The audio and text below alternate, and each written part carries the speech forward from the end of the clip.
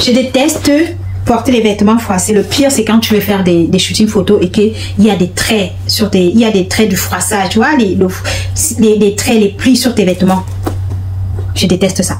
C'est même quand j'étais en Afrique, malgré la chaleur, j'ai repassé les vêtements tellement que j'ai brûlé une fois les vêtements de ma deuxième maman et elle m'a puni sévèrement pour ça. Ça, je vais jamais oublier. Elle m'a puni très sévèrement pour ça parce que comme j'étais multitâche à la maison, j'étais en train de repasser des habits et en plus j'avais choisi moi-même de repasser ces habits parce que j'aimais pas, j'aime repasser, pas que j'aime repasser les habits, mais je n'aime pas voir les gens avec les habits froissés. Donc quand je voyais les gens avec les habits froissés, je prenais le vêtement, je repassais. Donc j'ai pris le pain préféré de ma deuxième maman et je suis allée repasser. Sauf que on m'a appelé pour réaliser une tâche. Donc j'ai posé le fer. Je n'ai pas mis sur le vêtement, j'ai posé le fer. Je suis allée réaliser la tâche comme c'était rapide. Avant de revenir finir le repassage. Et ma petite soeur par derrière, quand elle était encore toute petite, hein, elle a pris le fer, elle a posé sur le vêtement. Elle a voulu, vous voyez les enfants, ils aiment tout essayer d'imiter les grands. Donc elle a voulu imiter ce que je faisais. Elle a posé le fer sur le vêtement de ma deuxième maman et ça s'est brûlé. Et la façon dont cette dame m'a puni. La punition que la femme là m'a donnée. Oh mon Dieu. Je l'aime beaucoup, hein, mais je n'ai jamais oublié la punition là. Et je vais jamais l'oublier. Parce que ça m'a fait trop mal. Non mais elle a été trop sévère. Je peux même pas vous dire tellement c'était sévère. Je peux même pas vous dire tellement. Et je sais qu'elle m'aime, hein, je sais qu'elle m'aime. Et mais en tout cas, elle était trop en colère. Elle a laissé sa colère. Le pire, ce n'est pas d'être en colère, c'est de laisser sa colère prendre le dessus. Elle a laissé clairement sa colère prendre le dessus sur le reste. Et elle m'a fait très mal. Elle m'a fait vraiment très très mal. Je l'ai pardonné, hein, je l'ai pardonné, je suis passée à autre chose. On est toujours en bon thème, je l'aime beaucoup, elle m'aime beaucoup aussi. Mais voilà, j'ai jamais oublié cette punition. C'est la punition la plus sévère que j'ai reçue de toute ma vie. Voilà. Surtout que j'ai pas fait exprès de brûler son vêtement, je voulais juste lui rendre service et c'est l'enfant qui a pris le fer et a mis dessus. Donc. Elle a laissé sa colère prendre le dessus et ça a fait très mal. Ça a fait très mal, ça a fait bouger le sol. Je peux vous dire, ça a fait du tonnerre en fait. Donc voilà, c'était une parenthèse. Donc s'il vous plaît, ne laissez pas votre colère prendre le dessus. Essayez de ne pas laisser, face à certaines situations, essayez de ne pas laisser votre colère prendre le dessus parce que ça peut détruire une vie. Ça peut détruire une vie et la vie d'une personne que vous aimez. Que vous aimez profondément, vous pouvez détruire sa vie comme ça et le regretter, passer toute votre vie à le regretter. Voilà. Moi, je suis passée à ça d'être complètement détruite par cette punition. C'était très mais alors très sévère. Très sévère. Donc pensez à ne pas laisser votre colère prendre le dessus. Vous êtes plus fort que ça. Ok les amis? Voilà, moi j'essaie en tout cas de ne jamais laisser ma colère prendre le dessus. J'essaie de prendre sur moi et de prendre du recul avant de... Même sur mes enfants, j'ai déjà dit à mon enfant, mon fils, je lui dis toujours, tu sais, si tu vois que maman est très en colère, éloigne-toi de maman. Parce que je ne veux pas que le fait qu'il reste devant moi... Vous savez, vous voyez, le genre que les mamans africaines, que ce soit ici ou en Afrique, les mamans africaines, les mamans africaines, les parents africains généralement, quand ils grondent un enfant, quand ils sont en colère, ils détestent que l'enfant part. Mais moi, je préfère que mon enfant s'en aille. Moi, je lui donne même l'autorisation de s'en aller. Même si je vais m'énerver parce qu'il est parti, je préfère qu'il s'en aille et que je me calme. Et après, j'en discute avec lui. Parce que plus tu vas voir ton enfant, plus la colère monte en fait. Plus tu le vois, plus la colère monte. En même temps, tu ne veux pas qu'il parte et en même temps, tu ne veux pas qu'il reste là. Et plus la colère monte et deux fois, ça te pousse à laisser la colère prendre le dessus. Et ça peut être très dangereux. C'est pour ça, j'essaie de vraiment prendre du recul et de ne pas dire des mots dénigrantes, blessantes, destructifs à mon enfant sur le coup de la colère. J'essaie de me maîtriser le mieux possible. C'est pour ça, moi, je lui ai dit, depuis qu'il a l'âge de pouvoir comprendre, je lui ai dit, si tu vois ta maman est très en colère, va-t'en. Va dans ta chambre. Si on est à la maison, va dans ta chambre et tu fais quelque chose, tu t'occupes. Surtout, ne discute pas avec moi parce que ça peut très mal tourner. Mais mon fils, il aime argumenter et ça aussi, je l'ai appris à argumenter. Donc, du coup, on essaie de pallier là-dessus, mais quand il voit que vraiment, je suis très remontée, il s'en va et après, il revient me voir. À ce moment-là, il revient me voir, on s'explique, il s'excuse. Si moi, j'ai besoin de m'excuser, je m'excuse. En tant que parent, il est important de pouvoir aussi s'excuser parce que ça permet à votre enfant à s'habituer à reconnaître son tort. quand il a tort, il s'excuse facilement. Mais si vous n'habituez pas votre enfant à pouvoir s'excuser quand vous êtes en tort, vous excusez quand vous êtes en tort, bah lui, il sait que vous êtes en tort.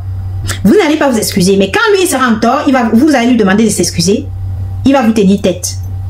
Et ça, vous ne serez pas content. Ça ne va pas vous plaire du tout. L'enfant, n'oubliez pas qu'un enfant, c'est un être humain comme vous et qui a une tête, qui réfléchit aussi, qui a sa propre intelligence et sa façon de voir les choses. Donc, tenez toujours compte de ça. Pensez à vous excuser quand vous avez tort. Ce matin, mon enfant et moi, on a eu un ton assez houleux ce matin parce que, vous savez, j'ai dit tout à l'heure que moi, j'ai du mal à traiter l'époux. Parce que mon enfant, je ne sais pas si c'est lui ou bien d'où c'est venu, mais je suppose que c'est lui parce que l'époux vient de l'école. Je ne vois pas, moi, il fréquente personne. Honnêtement, je suis une solitaire en ce moment. Je fréquente personne, donc je ne peux pas dire que j'ai ramené l'époux, moi, à la maison. Et vu la colonie de fous qu'il y avait dans sa tête, je pense que c'est lui qui a ramené l'époux. Donc, moi, j'ai eu l'époux. J'ai traité, j'ai même fait une vidéo dessus que je vais vous poster dès que possible. Donc, j'ai eu tout l'époux et on est en train de traiter. Et depuis qu'on est en train de traiter l'époux, moi, j'ai dit à mon fils ceci.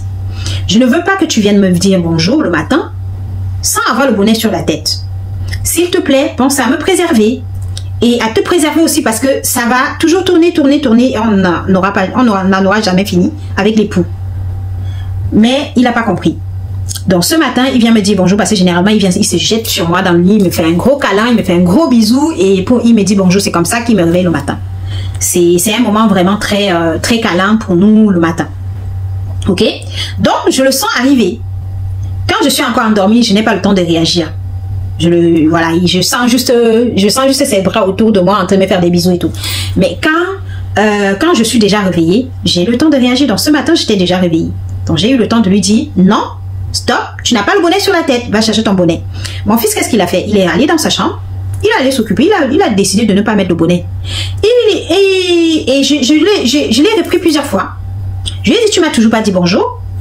Il est sorti de sa chambre, il est allé se laver le visage sans le bonnet. Il n'est toujours pas venu me dire bonjour. Il a décidé qu'il ne va pas mettre le bonnet pour venir me dire bonjour. Donc, à un moment donné, le ton est quand même monté parce que je n'étais pas contente, j'étais contrariée. Ce qui est tout à fait normal.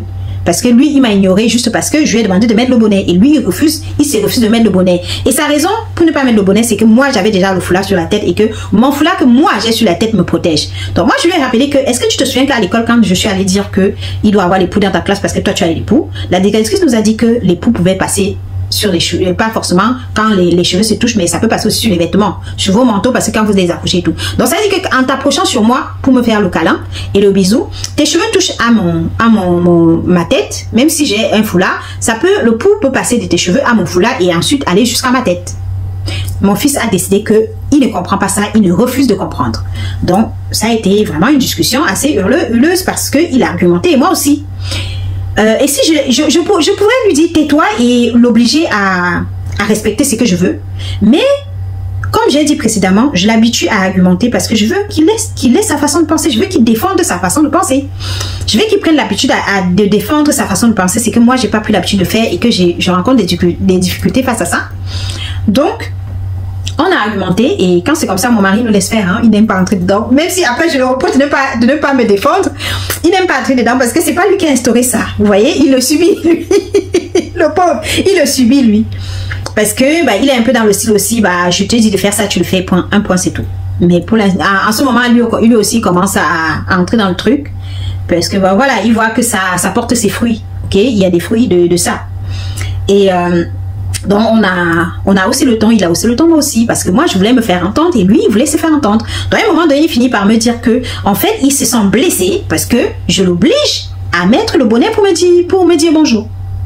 Et il me dit ensuite que du coup il n'a pas envie de mettre le bonnet parce qu'il se sent blessé, il se sent mal, il se sent blessé parce que il a l'impression que je dis que si je l'oblige à mettre si je veux absolument qu'il mette le bonnet, ça veut dire qu'il ne vaut rien s'il ne met pas le bonnet. Mais moi je dis non, je me défends. Je me défends, moi je vais jamais penser que mon enfant ne vaut rien. Donc je me défends moi aussi. Donc du coup c'est une discussion, c'était une discussion qui a duré plus de 10 minutes à argumenter, chacun disait ses trucs et tout. Et à un moment donné, j'ai dû dire stop. Je lui ai quand même laissé le temps de défendre ses idées. Je lui ai dit stop, il va falloir que tu comprennes. Je ne veux pas ton mal. Est-ce que tu penses que moi je suis ton ennemi? Il me dit non maman, tu n'es pas mon ennemi, mais ce que tu me dis ça me blesse. Je lui ai dit, est-ce que tu penses penses que moi j'ai envie de te blesser? Il me dit non maman, je sais que tu n'as pas envie de me blesser, mais ça me blesse quand même. Donc à un moment donné, je lui demande mais est-ce que tu penses que avoir ignoré ma recommandation, est-ce que ça me blesse pas? Il me dit mais j'ai respecté, je viens de mettre le bonnet, je t'ai fait le bisou, je t'ai dit bonjour. Je dis mais après qu'on ait discuté pendant longtemps pour ça que tu l'as fait. Donc est-ce que tu penses que la première fois que je t'ai demandé et que tu n'as pas fait, est-ce que tu penses que ça m'a pas blessé de voir que tu m'as ignoré, que tu as ignoré mes recommandations? Il me dit si. Je dis bah voilà, tu vois que tu as été le premier à me blesser parce que tu n'as pas suivi mes recommandations et en plus je t'ai expliqué pourquoi tu dois faire cela. C'est pas comme si j'étais juste imposé un truc, je t'ai expliqué les conséquences de pourquoi si tu ne le fais pas, ce qui va se passer. Du coup, bah, ça a été, voilà, ça a été vraiment très compliqué ce matin pendant 10 minutes. Mais à la fin, quand même, il a reconnu son erreur et moi aussi j'ai reconnu mon erreur d'avoir haussé le ton. Parce que, bah, voilà, comme je n'arrivais pas à me faire comprendre, j'ai quand même haussé le ton. Mais je l'ai pas insulté, mais on a haussé le ton parce que chacun voulait faire comprendre ses arguments. Chacun de son côté avait ses arguments. Chacun voulait faire comprendre ses arguments. À la fin, je l'ai prise dans mes bras. Je lui ai fait un câlin. Je lui ai dit je l'aime fort et que je m'excuse. Si je lui ai crié dessus, c'est juste parce que je voulais qu'il comprenne mon point de vue. Et lui aussi, il m'a dit maman, je suis vraiment désolée de ne pas avoir écouté tes consignes dès le départ. J'ai juste pensé que ça me blessait et je n'ai pas pensé aussi que je te blessais en ne suivant pas tes consignes. Donc c'est ça, c'est un dialogue entre, c'est un être humain comme toi quoi. Ton enfant, ce n'est pas juste quelqu'un qui va accepter tout ce que tu veux sans argumenter, sans avoir son point de vue. Il a le droit d'avoir son point de vue, il a le droit de discuter de son point de vue avec toi, il a le droit d'argumenter sur son point de vue, de défendre son idée, son point de vue. Donc pensez-y les parents, vraiment je vous exhorte à y penser. Ce matin ça aurait pu aller dans tous les sens, mais c'est resté dans la discussion entre nous deux et on s'est bien, voilà, on s'est bien défendu chacun de son côté. Et après bah, on s'est pris dans les bras et on s'est excusé d'avoir haussé le ton, on s'est excusé pour nos comportements et les choses se sont arrangées. Il est parti à l'école, il a dit j'étais maman et comme c'était comme ça, à un moment donné mon mari voulait partir à la voiture, l'attendre dans la voiture parce que lui comme il n'a pas intervenu et même à un moment donné je lui ai reproché de ne pas avoir intervenu, ça l'a énervé. Il a voulu aller attendre son fils dans la voiture et c'est mon fils qui nous a rappelé on n'a pas prié. Vous voyez, même dans le fait de l'énervement, il a pensé à notre routine. Il a dit papa tu ne peux pas partir à la voiture parce qu'on n'a pas prié. Du coup on a arrêté notre discussion, on a prié et du coup ça a calmé les esprits. Parfois prenez le temps, trouvez un truc, je ne sais pas si vous êtes chrétien ou pas. Si vous êtes chrétien, après un moment comme ça où il y a eu des énervements, où il y a eu des haussements de ton, prenez le temps de prier, ça calme les esprits. Ok, prenez le temps de prier, de louer le Seigneur, d'adoration, ça calme les esprits. Du coup, c'est lui. Généralement, c'est moi qui rappelle à chaque fois qu'on doit prier avant de sortir de la maison, prier en famille. Donc lui, c'est lui qui a dit papa, on n'a pas prié. Tu ne peux pas aller à la voiture parce qu'on n'a pas encore prié. Du coup, mon mari a du coup instauré la prière et on a prié. Et après, bah du coup, on s'est demandé pardon et puis voilà. Et il est parti en me disant je t'aime fort maman, prends soin de toi, que le Seigneur te protège. Moi je lui ai dit aussi mon fils, que le Seigneur te protège et te sanctifie. Je te souhaite une très bonne journée et n'oublie pas que maman t'aime. C'est comme ça.